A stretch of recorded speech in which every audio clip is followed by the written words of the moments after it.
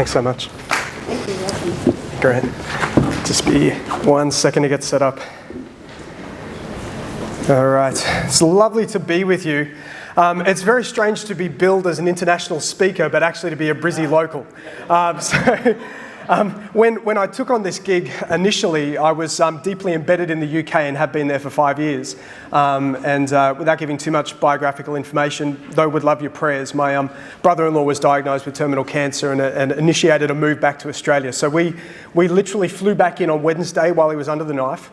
And have been coming back just to spend time with family. So I don't know whether I'm coming or going at the moment. I'm almost in the right time zone. Any sympathy there is appreciated. But I'm finding a few things are helping me settle back into life in Brisbane that are getting rid of the jet lag. And the first of those was that I got a decent coffee a flat white. They actually knew what that was. And it was for under £4. People often say, where are you based in London? And I say, well, where the coffees cost £5, which is Marylebone. So very, very expensive. So that helped. Another thing that helped was that I was able to get from my place, which is in Spring Hill, all the way down to here for 50 cents. Yeah, like seriously, every time I would go into London, a 40-minute train ride, I would pay over £30. Yeah. Privatisation of don't let that happen to the services here. Another thing that really helped is basically I was able to go in winter, a seamless transition from British summer into winter. Totally seamless in the weather. I went for a run in winter wearing shorts and a singlet top and then swam in the ocean in winter. And that was awesome. But the final thing that really told me I'm back in Australia was in the course of just 2 conversations, I've already heard someone say my favourite phrase, which is, yeah, nah. So I'm back. I'm really, really enjoying that. I'm definitely feeling disoriented as well because when I took on the gig, I don't know if you're one of those kind of semi-anal types like myself who read the program, I noticed that on the first session it says that I'm the former director of culture and discipleship at LACC, and then tomorrow apparently I'm reinstated and I become the director of culture and discipleship. So I feel like I'm kind of coming and going. I'm remaining an associate with that group that I'll say more about in a second. But looking at the program and at who's here, it was an absolute delight to see no less than 5 people that I grew up with at Kemmel Baptist Church leading in educational circles from Nambour through to Northside, especially Westside Christian College. So that's just an absolute delight for me to see familiar names and faces coming back into this context. So thank you for having me with you. So I'm also disoriented because I'm not quite sure what my role is. I said to someone I'm taking a sabbatical until the start of 2026, and they said, who's sponsoring that sabbatical? And I said, well, no one now that you mention it. And they said, no, that's not a sabbatical, that's called unemployment. Be that as it may, I'm a little bit like the artist formerly known as Prince. I'm the educator formerly known as the Director of Culture and Discipleship at LACC. And basically what that meant is that we are trying to help people contextualise their faith. We're all called to live and to share the reign of God wherever we are located. Hopefully I'll get my slides. Yeah, we're helping people contextualise their faith, to live and share the reign of God in their time and place. For me to be a disciple in London was quite different to being a disciple in Brisbane. And we serve the same Lord, I serve the same Lord, but the context really matters. Context is king, and that's something that I want to speak about quite a bit today. But I was drawn in by this theme of leading a better story.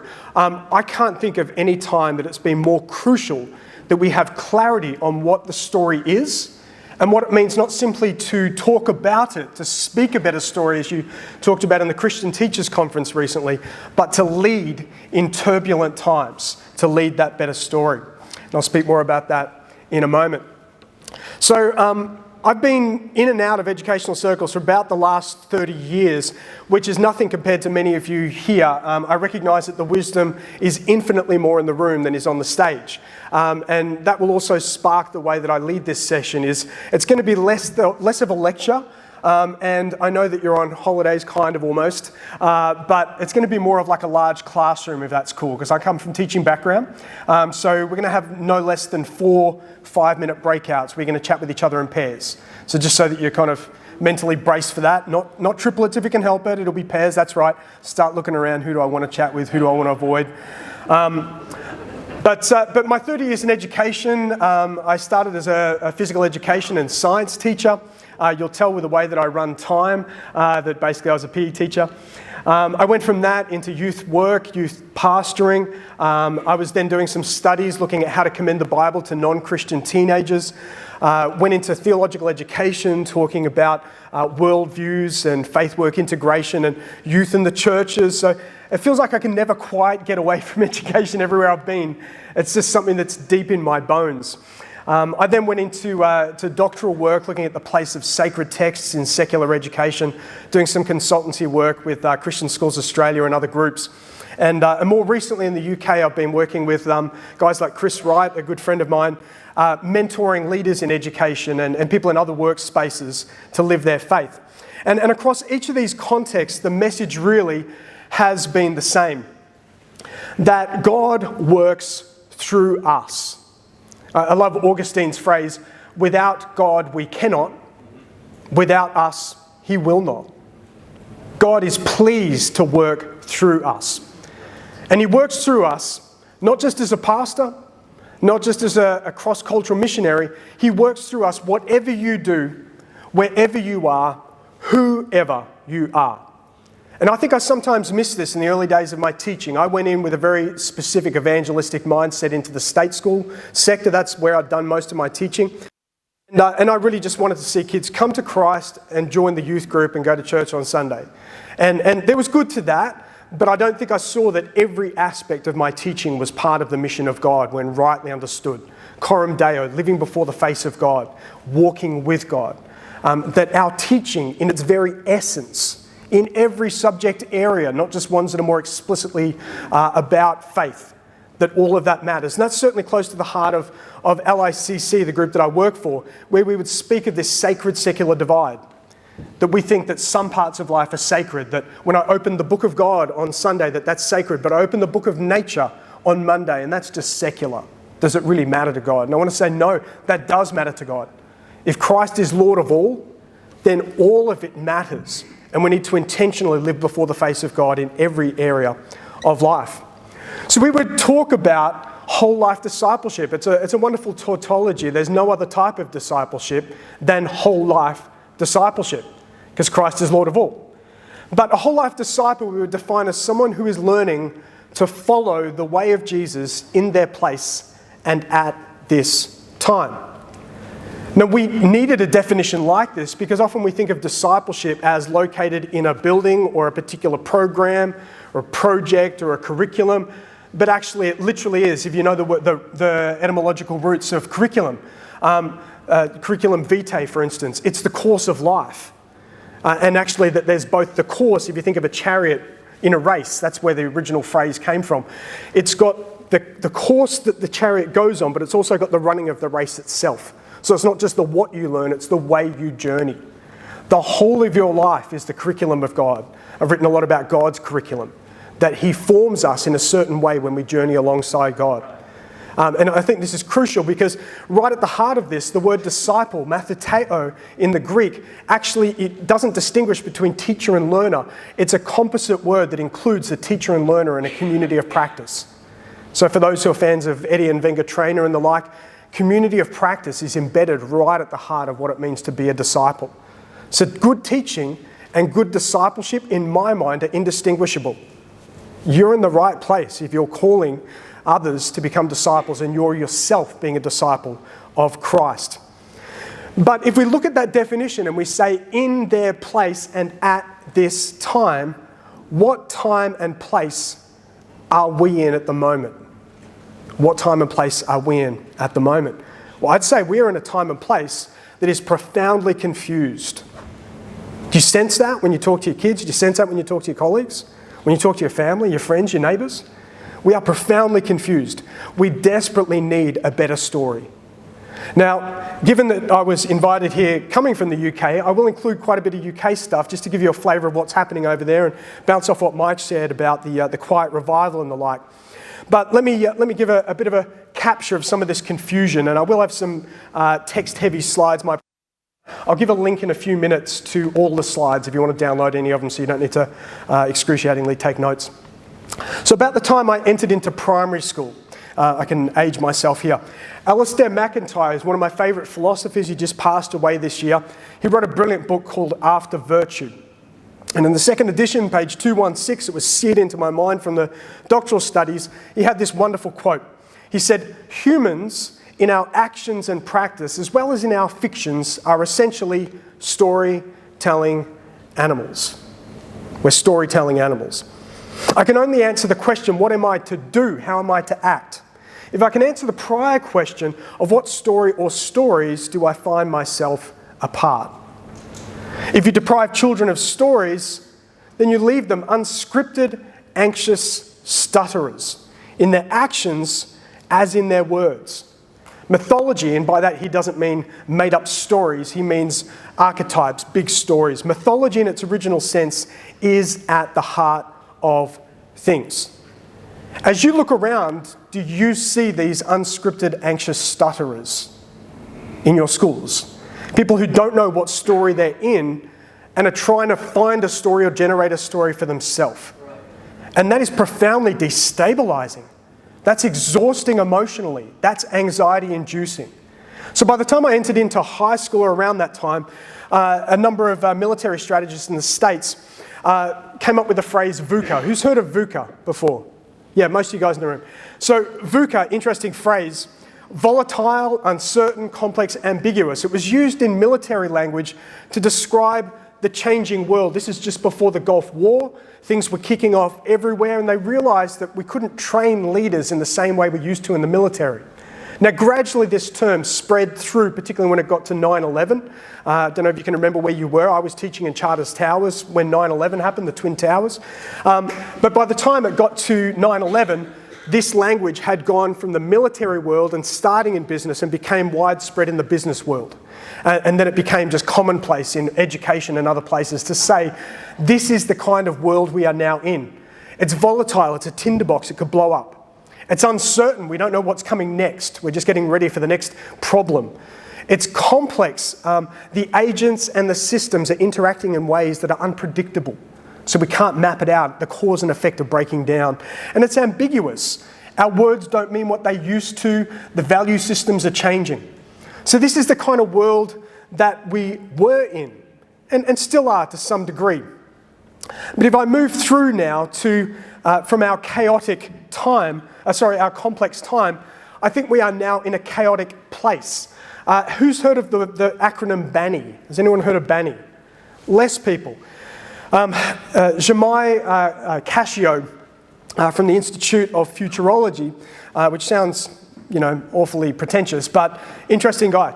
And you'll get in the links, a number of links. Every time you see an underline, whatever, you'll find a hyperlink. If you want to, nerd out, if you want to deep dive into some of this stuff, do so. He said, not that VUCA's been replaced, but VUCA has become an everyday reality. We're swimming in VUCA. We need something to describe what's happened. I mean, think, for instance, that we have had a global financial crisis. We've had all kinds of issues, most recently the pandemic. So what is BANI? I think this is our chaotic place, and again, why we need a better story, and we need to lead a better story. Brittle, anxious, non-linear, incomprehensible. And I'm going to speak generally, and I'll narrow into education shortly. So it's brittle. And he talks, this is what it feels like to engage reality today. So there is a kind of illusory strength. We used to think we were strong, but now it's an illusion. We recognise that the economy with the global financial crisis, our political institutions, with the collapse of democracy, that globally we've been moving towards totalitarian regimes for 30 years continuously. If you look at some of the international stats, that we have resurgent far-right movements. Many would argue that we are possibly already in World War III. which is quite frightening to think of. But if you read the Munich Statement on conflict, which is produced every year, they argue that we're in a multipolar reality of about 7 different powers that are competing, but effectively America and China are at the head of that. And most of what we're seeing at the moment is America asserting itself to cut China off at the knees economically so that they won't be as strong if they go to battle militarily. So we're in a brittle context. We're in an anxious context. Not just about what is my story, but we have illusory control. We used to think we're on top of it, but then MERS, SARS, COVID, pandemics, mental health epidemics, it's all just blown up. And we're carrying this underlying angst. And we're seeing this coming out in all kinds of diagnoses for young people and for teachers alike. Spoke to one person in the lead up to this talk who said they were chatting with their guidance officer, and 60% of the students that were referred through to the guidance officer came in with diffuse anxiety. And about 30% of them had loneliness. One stat said that almost half of 18 to 24s experience loneliness on a daily basis. So it's frightening. It's a non-linear context. Now that one maybe isn't as accessible, but it used to be, you put cause X in, we get outcome Y. But instead what's happening is you put in cause X this time and you get Y1, and X2, now we get Y3, or we get Z, we get different outcomes than we used to get. So you do the same thing you used to do, that used to help you succeed and do well in the schooling sector, and next thing you know, it's leading to failure, it's leading to a conspiracy or a newspaper, kind of issue. You appear on one of the current affair programs or something, and you thought, I'm just doing what I'm employed to do. Things have changed. And the classic one of this, Jemai Cascio, he speaks of hysteresis. It's a wonderful phrase which basically means there's a lag between your actions now and what happens in the future. So if you look at climate change, for instance, or global weirding, as some have called it, we could change our actions today, stop meat consumption, decrease your carbon outputs, etc. It's going to take 5 to 20 years to see a change, and there's no way in hell that we're going to end up below 1.5 degrees of increase, no matter what we do today, because it's going to take time to see that change. So there's a non-linearity that makes it very difficult to decision make. And finally, it's incomprehensible. We can kind of explain what's going on, but we don't really know why it's going on. Think of AI, for instance. That I'm using Bing a lot to be able to get quick read answers on things, but then sometimes I'll get the quick read and then I'll say to whoever's chatting with me on Bing, I love the microphone function, I'll say, could you please just fact check that with a deeper thought, because I think it's actually the opposite of what you just told me. And then it comes back and says, my apologies, you're right, Dave. Yes, that's not, so you're getting hallucinations coming up with large language models, and we're caught in our echo chambers with algorithms that feed us what we want to hear. We are in a banny world. VUCA continues, but that's the everyday reality. We're dealing with banny incidents, and we need a new way of leading to be able to know what to do with that. So this has led to one of the themes of this conference, is that many young people in the church are finding the churches don't reflect these kind of realities. Their everyday reality makes no sense when they go to a church community on Sundays and they're hearing one thing said and they're like, how does that fit with the way my peers construe their identity or sexuality or work, where I'm dealing with jobs that are compartmentalised? In one study from 2019, which I'm sure the data's a little out of date now, but in the UK they found that 73% of young adults who grew up Christian, many of them going to Christian schools, have dropped out of the church and no longer identify as Christian by the time they enter the workforce. 73%. So I downloaded the Aussie report and it's 71%. It's not so different. This is a tragedy that we have young people that we're journeying with day in, day out. Many of whom now say they're passionate for faith. My nephew is one of these ones who grew up in one sense, everything was done right, but he's not really following his faith now. Nominal at best. What does this mean? How do we deal with this well in a culture that is post-Christian in its understanding, post-Christian in its attitude? Been there, done that, is there anything good in the church? But it's pre-Christian in its understanding.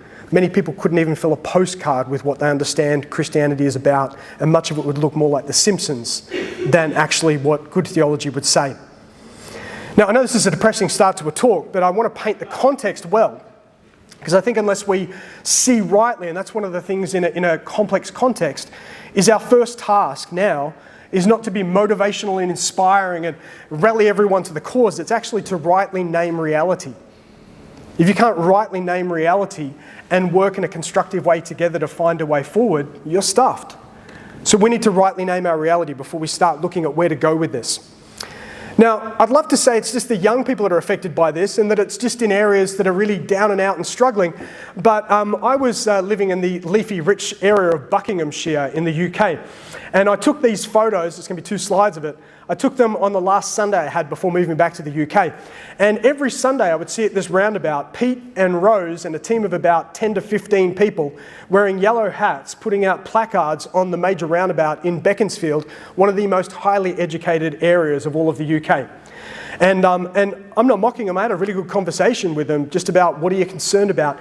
And these banny factors were everywhere. And in one sense, I could say, there's some of their signs actually disagree with each other. It's incoherent. But at another level, they were giving a mouthpiece or a visual representation to the disruption in their lives. And we see this in our culture at the moment. As Pete and Rose pitched their placards, I'm not going to read them out, but you can maybe get a bit of a sense of some of the things that they were projecting. Let me go to the second one, and you can pick your favourite here. I'll tell you which is my favourite banner. My favourite was definitely this one, eagles killed by wind turbines to save the planet. I mean, that clearly was greatly bothering them at the time, but they have conspiratorial concerns, and I think we see this in the churches, we see this in the schools. Everyone's just looking at the world and shuddering. Many Christians are saying, how long, O Lord, until you come back and judge the earth? Maranatha, come Lord Jesus, come. Others are saying it's the apocalypse, and they're not even Christian. So we are in absolutely bizarre times. Now, I could get more and more negative with that, but I want to go the other direction here because as was pointed out by Jonathan and by Mike, Churchill used to say, never waste a good crisis. Never waste a good crisis. I think we are, like Charles Dickens wrote, in the worst of times and the best of times. Right. One of my good friends, Sarah Brule, who set up Revive Europe, a wonderful person, she would always say, we're not post-Christian, we're pre-revival. Love that. Yeah, not post-Christian, we're pre-revival. And I know Stephen McAlpine's speaking later, and one of the phrases he uses is that we out-tell the stories of the world. We out-narrate the world. I've had the privilege over the last couple of years of working with Chris Wright in a mentoring community, and he says this in his book, The Great Story and the Great Commission. Brilliant read. He says, the Bible renders to us the story of God's mission through God's people in their engagement with God's world for the sake of God's whole creation. You can't get a bigger story than that, yeah? And in a world that is full of anxious stutterers in complex and even chaotic times, we need this story. This is in the language of Christopher Watkin, a book that I journeyed through with a group for a year, but is almost indecipherable to the average reader, but it's a really important book called Biblical Critical Theory. He says that we have a figuration totale, in other words, a whole world that is given to us within God's mission, access through the scriptures. And this speaks to everything about time and space, language, objects, behavior, relationships, reality itself. It gives us ontology, a ground of being. It gives us epistemology, a way of knowing. It gives us a morality, a way of engaging and walking in this world ethically. What a gift! And this gift isn't just generic. This gift is actually particularly needed at the moment by young people. This research was just mentioned. This is a Bible Society plus YouGov. It was nationally representative for the UK, across the 4 nations within the UK. And we are amidst an amazing opportunity. Now, I believe that this is not just UK. I believe this is starting to move around in different ways. God is doing something. If you go back to 2018, 4% of 18 to 24s were connected with the church. 4% in the UK. Go through to 2024, 16% of young adults were now saying, I'm identifying with the church, I'm going to a church. Right? In young men, that went from 4 to 21%. Now, if you want to chat with me over another time, I'll tell you some concerns about this research as well, because I think it's been overblown to some degree. Though that data may be right, I think we need to interpret it very carefully. It's also enmeshed with, for instance, the rise of the alt-right and a kind of resurgent masculinity that I think is problematic. So I'd want to interrogate that a little bit and not just be going, yes, church is back on top. That's not a right reading. But the research is really helpful in saying that people who are dealing with anxiety and some of these issues are looking around, not just to spirituality in general, but even to religious communities to say, where do I find my meaning? Where is my story? I'm tired of being an anxious stutterer. I want a way of life. I want to be amazed. I want to give intellectual assent to something that's solid. And this is a cultural opportunity, but I think this is an incredible educational opportunity. I'm sure I'm not telling you anything here because this is your space. But if you look over the last 5 years, the percentage of people enrolled in independent schools rose by in Christian schools particularly, rose by 18.5%. Huge. You're feeling that growth, I'm sure.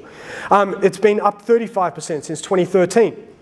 And though we have, though I hate the language, a right to discriminate in terms of who comes to our school, the parents are positively selecting for a Christian school, 58% of your students identify as Christian, which means that you've got 42% of your kids don't identify as Christian.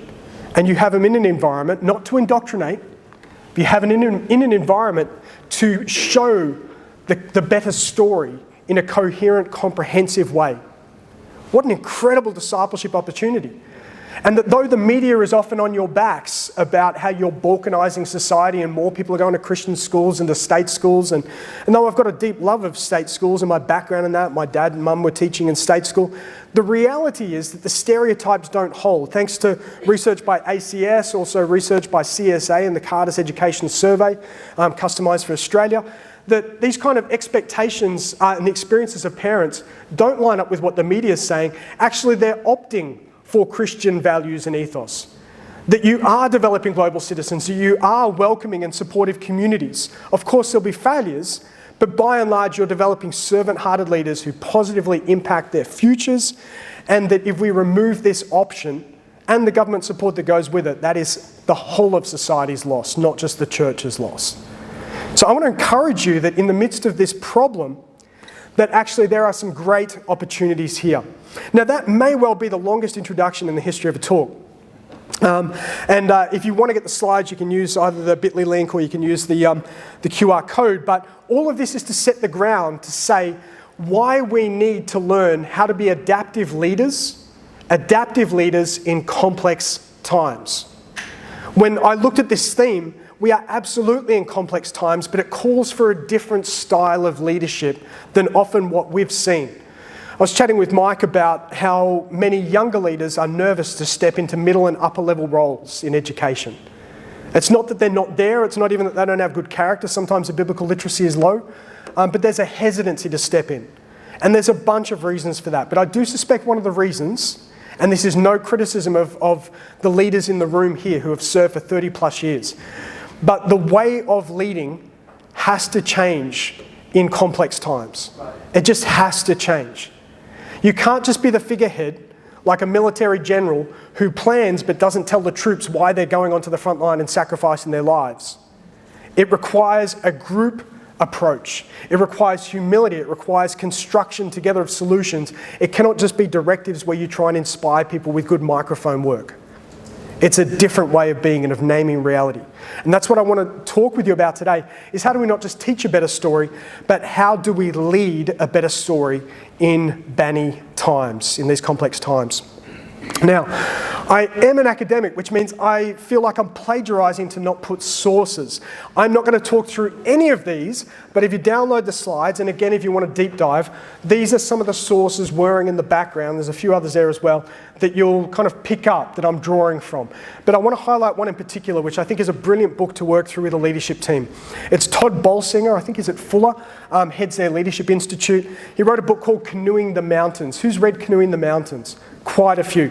For those who haven't, I love the title, Canoeing the Mountains, partly because I'm a peak bagger like Jonathan. I love hiking. I've been in the Rockies. I lived in Vancouver for a few years. But the story that he uses as the backbone is Lewis and Clark with their exploration across America in 1804 to 1805. And basically, they wanted to go up the Missouri River and were sure that it would just gradually take them up, and then they'd maybe portage with the canoes for half a day or maybe half an hour, and then they'd be able to drop into I think it was the Columbia River on the other side, and then gently work from the Atlantic across to the Pacific. Bob's your uncle, country is open, brilliant. Except what they found is they went from on the map, where they knew where they were, to off the map very quickly. They got into the Rockies, the gate of the Rockies, almost the gate of the gods, found themselves with 1,000-foot sheer cliffs on both sides, and it just got steeper and steeper, and they reached the start of the headwaters of the Missouri, and to look around to listen to the world's wisdom. And we need to listen well to our neighbours, to one another, word one another, in order to be able to be wise in this moment. So whatever you're doing, if you're just listening to one of these sources, you're just listening to students or staff or parents, if you're just listening to the best wisdom coming from educational scholarship and the discipline of education and pedagogy, or if you're just listening to the scriptures, I'm not here questioning Christianity and saying the scriptures aren't sufficient. The scriptures are sufficient for what they're intended for, which is not actually to tell you everything about how to meet the Australian curriculum requirements. So it's sufficient for salvation, and it's true truth, but it's not exhaustive truth. So we need to have a conversation that includes word, world, and one another in the way that we look. And so what we're going to do is, in the first session today, we're going to do the first two steps of this, to listen and imagine. Listen to what's going on and why, drawing from our own stories, our own frontline stories and some scholarship. And then we're going to imagine what should be going on as we locate our Banny context within the mission of God, within the bigger story of the Bible. That's what we're going to do today. Tomorrow's session, we're going to finish this off where we're creating and communicating. How will we respond in spiritual practices and healing action? And how do we communicate the gospel, the good news, in a way that makes sense in our particular time and place? So that's where we're going to be heading in this.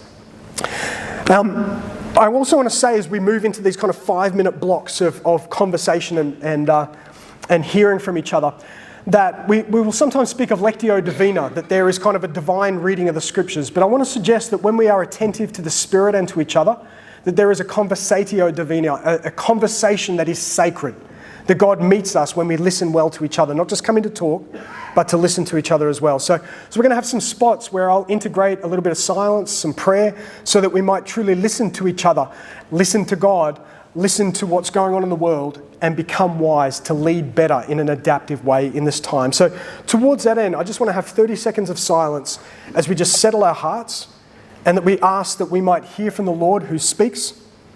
Then I'll just say a single sentence prayer, and then we'll move into the first section on listening to what's going on and why. Would you join me in just 30 seconds of silence?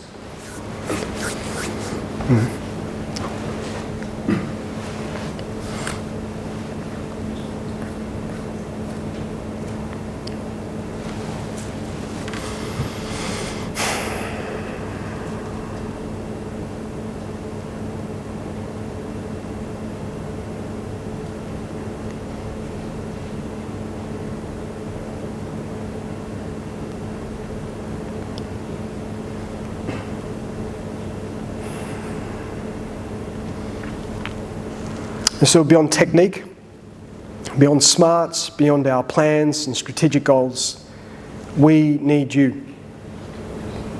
None of this exists without you. You are the one from whom, through whom, for whom everything happens. So would you speak, Lord? Your servants are listening. Amen. So let's move into this first stage then of listening. Listening to what's going on and why. And if you think of that story on the journey to Emmaus, we see Jesus ask some really dumb questions. You might know the story well, that he comes alongside these guys who are just moaning, whinging. It's a truly British story. Just whinging, not just about the weather. They're whinging about everything that went wrong in the early days of the church. And they're saying, what has gone on with this? And like, where's the Saviour? It's just going, building camaraderie through complaint. And so effectively, Jesus comes alongside and they're like, what things are you talking about? They're like, sorry, you haven't heard? He's like, yeah, like what's going on? And then they're like, well, you know, like Jesus, the one that we thought was the Saviour, got killed and you've not heard? He's like, yeah, tell me more. And that's Jesus standing there asking them to tell him about himself. It's such a cool story. And so we see in this context again that actually we need to start by asking what might look like some banal, basic questions, but that if we listen well and ask the right questions, it can draw out all kinds of stuff about what is going on and why in the associated Christian schools, all of your schools, what's going on and why in your particular time and place. So I'll prime the pump and then get you to talk about what Banny looks like in your own context. Okay, is that kind of clear where we're going to go? We're going to particularize Banny to education and your individual and school context. I love the general statement of purpose for the Associated Christian Schools, Christian education for the common good. Wonderful phrase. Common good comes out of some of the Catholic teaching tradition, has been adopted by the Australian curriculum, probably not knowing where it came from, and actually that you could argue that the ACARA curriculum in its various iterations exists to help us make sense of the world and work together for the common good. That language is directly from the curriculum. And I think the common good is a very rich phrase, but common means it's not about just us, it's about justice. It includes everyone. And that's a challenge in a society where people see things differently, because what you think is the common good may not be what they think is the common good. So how do you keep a community together with different visions of the good? What do you do with that? So let me give an insight with a story from Britain, with some of the struggles of trying to pursue the common good as a way of priming the pump for you to reflect on some of your own challenges in this. So, Reverend Nick Seward. Does anyone know Nick in the room here? Yeah, Lynn, and Leighton as well. A couple of people might know Nick. Brilliant guy. He was the principal of the quintessentially British Christian school, Kings Hill, near Oxford. Students paid an exorbitant amount to have the privilege, as the parents required, of a Christian education. And they thought they were doing great stuff. But then they kept doing what they were doing, and that's one of the features of complexity, is you're doing something you used to do that really worked well, and all of a sudden it doesn't work well, and matter of fact, it throws you off a cliff. So they were doing their normal thing, but then the so-called Independent Schools Authority was not quite independent enough and did an evaluation of the school based upon a single student's complaint who identified as transgender. They did a study of the school and came to the conclusion that this otherwise excellent school, top-notch school, was failed and in danger of being closed if they didn't address two things. One was that they didn't sufficiently address in the curriculum LGBTIQA plus inclusion, and secondly, they weren't displaying affirmative symbols within the key places of gathering that would show those students that they are welcome at the place. I spoke with Nick about it, and he said, we do actually teach this in our curriculum, but we just still have a moral bent of explaining what we believe is God's way, though we explain this as part of our culture. So we are pluralistic in the sense of there's multiple ways, but we still say God has a particular way. And we do actually have counselling and inclusion and care in many ways, but no, we're not going to display these symbols. The Board of Governors, the chair of the Board of Governors, basically felt the pressure because there was an independent article published that basically damned the school, and they started to get blowback. And at that point, the chair of governors basically decided that he would display affirmative literature in the library and hang a rainbow flag over the pulpit in the chapel where they delivered their sermons. Nick, recognising that he was outflanked by the chair of the Board of Governors, resigned. They were no longer salt and light. They had succumbed and secularised and syncretised with a culture that was very differently oriented. Nick, when I interviewed him about this, he said, it's a bizarre thing to say that I've moved to China. He's now teaching a school in Hong Kong. I've moved to China to escape a totalitarian regime. It's quite sobering. So, as I asked a number of you, I interviewed a number of you and just sent out some emails to get an insight into what Banny looks like for you. So all of this comes from within the room here. Thank you to those who gave me some feedback. When we talk about brittle, illusory strength, apologies for reading basically off the slide, but I think it's helpful to just call them out. The concept, everything is easy to break. People have noticed parent brittleness to change since COVID, protection of kids, loss of trust, emotionally heightened reaction to decisions, a current economic climate where parents can't afford to pay the school fees. This quote here, Christian education is easy to break without Christian staff. This is becoming a challenge given trends in church attendance and trends in biblical literacy. I'm conscious of how much we rely on government funding Our school, in the midst of a time of growth and favour in the community, our school is in that, but a school's reputation could be damaged with a newspaper article that mightn't even be true. You identify with that? All right, let's talk about A for anxious. And this is not just anxiety in the students, this is anxiety in the room, particularly of leaders going through tough times. We're nervous about loneliness, friendlessness, widespread anxiety in students and staff, excessive time online, sleepless doom scrolling and social media dysfunction, public school image with politicians, challenge to funding inclusion with preferential employment. One person shared from a board, we've gone through 2 changes of principal in 3 years, plus a staff member on site and 2 students pass away in those 3 years. It's been a lot of grief. It's had a massive impact. This is in the room. Our leadership is anxious about politicians and the public challenging why we receive government funding yet can discriminate in enrolling students only from Christian families. Identify? All right, we're getting a baseline for some of what's going on in our moment. It's non-linear. This one, people kind of like, what's that mean? That's cool. But it brings in things like HR on gender and sexuality, legal agreements on discrimination versus public media portrayal. I've heard from a number of you the massive expansion of special assistance schools to accommodate students not coping with mainstream schooling. Numerous HR issues that are coming up. I don't need to go further there. And last one of these, and I love Michael Lunicky. I just feel like I'm referencing everyone that's passed away in the last 2 years, but this kind of sense of where are we going at the moment and what's your perspective on it. None of us quite get what's going on. There's a combination of all of the above. But I love this optimistic quote in the middle of that I hope that Christian education will enable students to make sense of the world around them that at times appears incomprehensible. So this is going to be the first of your 5-minute breakouts in a moment. I recognise that's a lot of text, but I asked you, where do you need wisdom? And this is what I'll get you to answer in pairs. Where do you need wisdom to be able to deal with these kind of problems to seek the common good? So if you're about seeking the common good, where do you need wisdom at the moment? And already got a few responses in, and this is kind of the level of response I'm after. Just a sentence, like decrease in Christian families at our school. Parents feel that their kids are being maybe polluted by the world or bullied about their faith.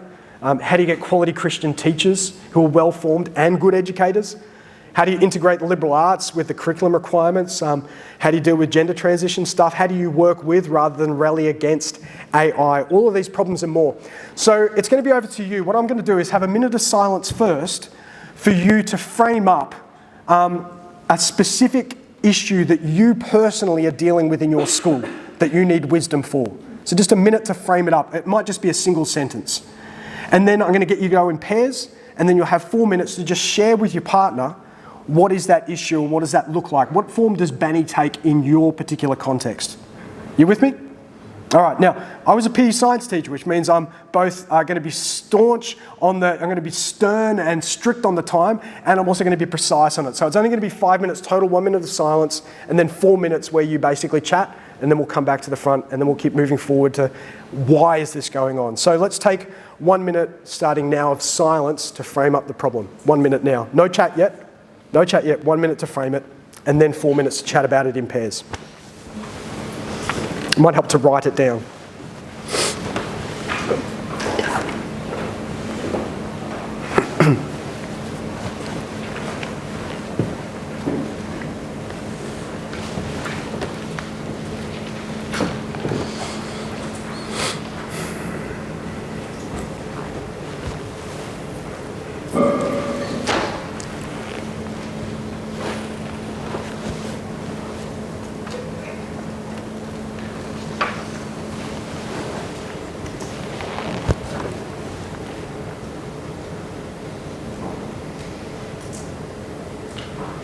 Okay, once you feel you've got something clearly in your head, turn to a partner and just the 4 minutes to chat to say what's the thing you need wisdom for if you're educating for the common good. What does Banny look like for you in your context? Pairs, please, not whole tables. I ban the whole table. Pairs, okay? Pairs. Pairs, triples at most.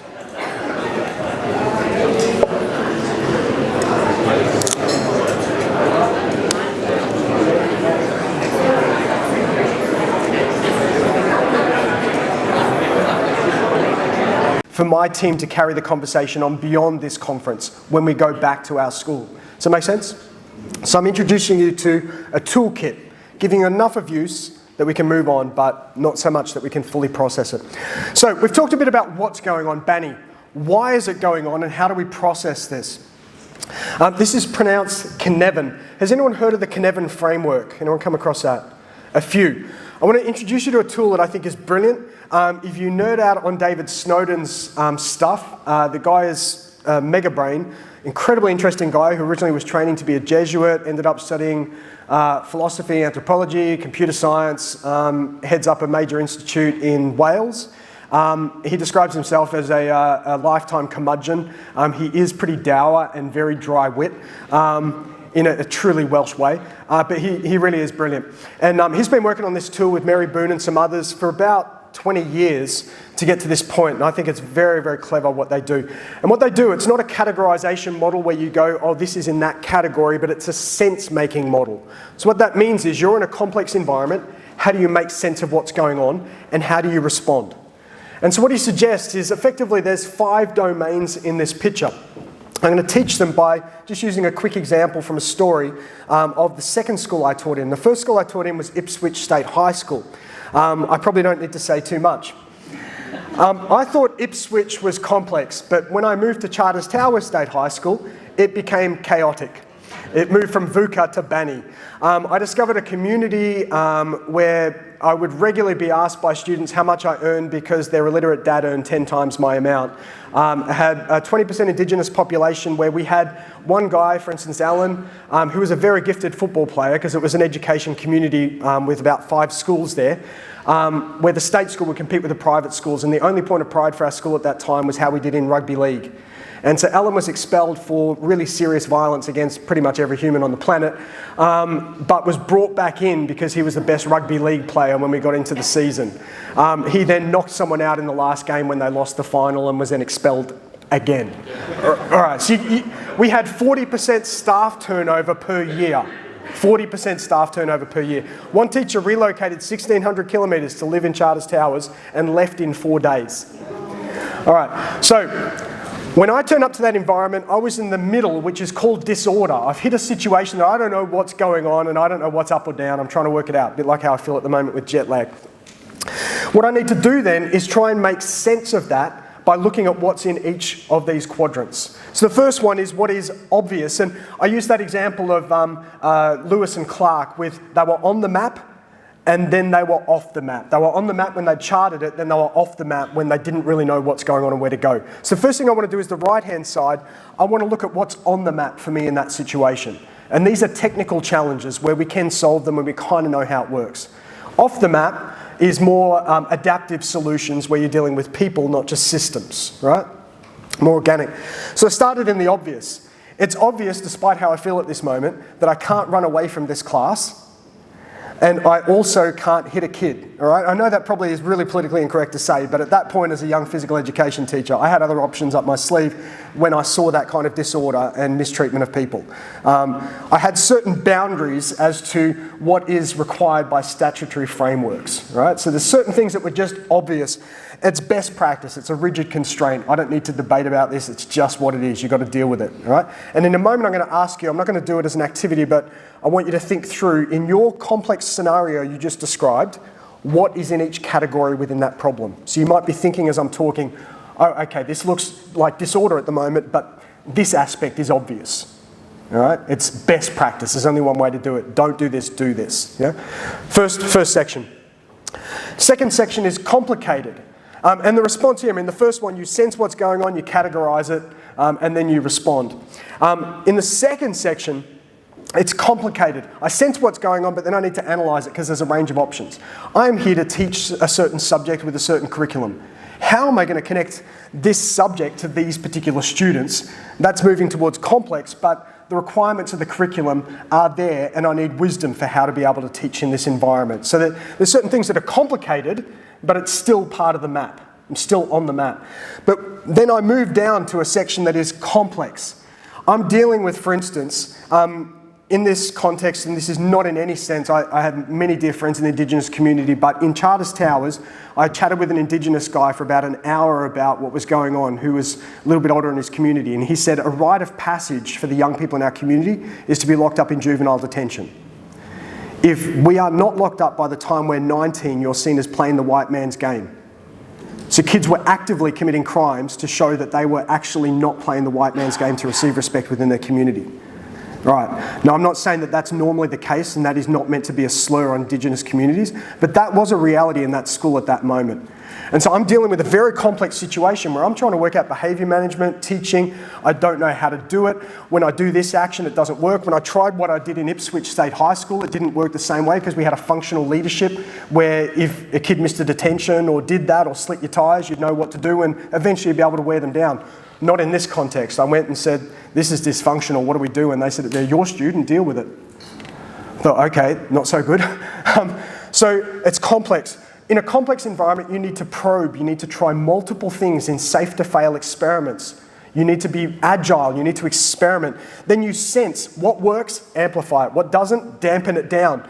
Don't put all your eggs in one basket and then respond. And there's emerging constraints that come up. Certain things seem to work or not. What are those emerging things? What are good signs of this working, and how do you give rapid feedback to each other to be able to engage in that space? And finally, when it's chaotic like it was during the pandemic, you can't wait for all of these things. You just need to act to stabilise the situation. Stop that kid killing that other kid. There's certain things you just need to act, and then you can sense and hopefully move it. And the aim is to move it back through the categories, from chaotic to complex, complex to complicated, and then you'll start to see some life in that situation. So again, just a pause point, not going to discuss it. What in your context in that complex problem is obvious? What would you say is obvious? What would you say is complicated? You can get an expert, but it's doable, it's on the map.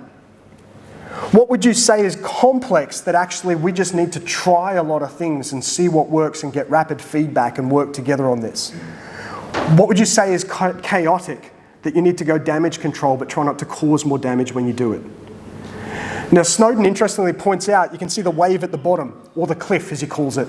The most dangerous space to be is where you think something is obvious. Christian schools form Christian kids, and we have a right to do so because these are Christian kids, or at least they're paid for a Christian school. And so you go and do it, and you keep doing it, you keep doing it, and you gradually move yourself across from here, and as you keep asserting yourself, but the environment changes, you move towards the edge, and this is actually a cliff, it's not just a line, and before you know it, you've gone from what's obvious to what's chaotic, and your school shuts down because you're under investigation. The worst place to be is thinking everything is simple. You're better to move it up to the top 2 quadrants. Treat it as more complicated, get the expert. Treat it as more complex, be agile, and use group approaches rather than just individual approaches. So that's just a thing there. I'm conscious my worst aspect as a teacher in every regard is always my timekeeping. It's miserable. So I will push some of the material on Imagine into tomorrow's session. But I just want to highlight a few more things before I wrap up. About 10:15 to 10:20, and then we move towards one more person sharing, and we move into the break. But I just want to give you a little bit more on some of the material. I'll leave that. About adaptive leadership. So if you want to be an adaptive leader, there's first 2 things you've got to get right is you need to lead well when you're on the map. In other words, when you're dealing with simple or complicated issues, you need to be trusted. And so I'm not going to teach into this. You know the basics on all of this, which is there needs to be technical competence. Do your staff, do your parents, do your community see you as someone who is competent and actually does their job well? If you don't have that, then when you move off the map, trust will erode faster than, you'll be in deep trouble if you're not seen as technically competent. And if there's not relational congruence, if people don't see that you've got consistency of character and that you care for them and that you stay relationally close to your people, kiss goodbye any community. You think of Lewis and Clark when they hit this spot where they told everyone, we'll just reach a gentle rise and drop the canoes into the other side. And all of a sudden they're facing cliffs carrying heavy canoes. If they weren't seen as relationally congruent, they would not have been trusted to go off the map where it suddenly got absolutely chaotic. But if you're looking at adaptive solutions, which is this top area, I love this definition of adaptive leadership. This comes from Todd Bolsinger, quoting also from Ronald Heifetz. He says, adaptive leadership is about letting go of the canoes of what you used to do that you're sure about that doesn't work anymore. You're going to have to grieve that, there's loss. Letting go, learning as we go, quick feedback, and keeping going, not giving up, not running away. It's about loss, it's about learning, but it's also about the gaps. In other words, the gaps between your ideals, your values, what you think it should be, and the actual reality in the situation that they face. So again, it's more of a point of reflection, and it could be useful to your team, is on this definition, how would you rate your leadership on this challenge? Where are you strongest? Where are you weakest? What do you need to work on as you face these complex problems? Again, apologies that we won't get time in the discussion on that, but hopefully that gives you a sense. So that's the listen movement, what's going on and why. I just want to touch on the imagine movement before we finish up this session.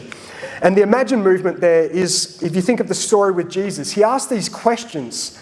You know, what's going on? Why do you think that's happening? What were you hoping for? You know, what do you love? What do you hate? What do you hope for? He's asking these great questions. But then he just stops and he says, how foolish and slow of heart you guys have been. Didn't you read the scriptures? Don't you understand everything that God's about? And then he steps back and he retells their whole context located within the mission of God from beginning to end.